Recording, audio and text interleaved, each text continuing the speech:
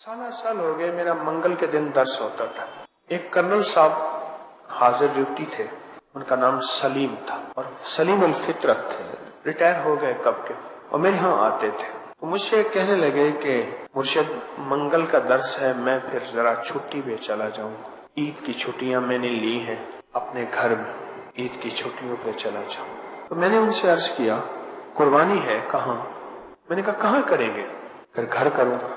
मैंने कहा आपका असल घर आप बता रहे थे हरिपुर की तरफ है, गांव में है। हाँ। मैंने कहा अगर आप गांव में कुर्बानी कर लें। कहने क्यों?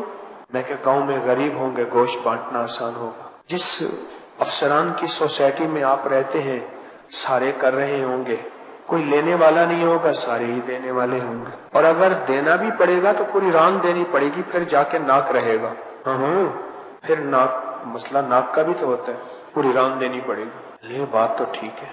मैंने उन्हें तरगीब दी। मैंने कहा आप चले जाएं और वहां जाके कुर्बानी करें गांव में। उन्होंने गांव में जाके कुर्बानी की और लोगों को गोश्त बांटा। कहने लगा आपने मेरी पहली कुर्बानी है जो बेहतरीन कराई है और मुझे एक सुकून मिला है। फिर खुद कहने लगे मेरी बीवी की तबीयत खराब रहती थी, बहुत इलाज मुआवजा, कई हफ्ते बाज़ौकात अस्पताल में दाखिल भी रहती थी। मेरी बीवी ने एक ख्वाब देखा, वो वहीं गांव में थी मेरे साथ ही, और ख्वाब ये देखा कुछ लोग आए हैं, उन्होंने उसको एक पूरी दी है और उसने पूरी पी है और पूरी पीते ही उसको कै आ गई है और उस कै के अंदर से बिच्छू निकले हैं, कीड़े निकले हैं, मेंढक निकले हैं, कोई और मखलूक है।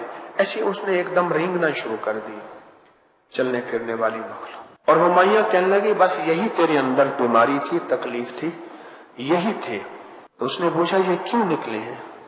कहा कि तूने गरीबों को गोश्त खिलाया है, उनके दिल से जो आहें निकली हैं उसके अंदर से तेरे दिल से बीमारी निकल गई है।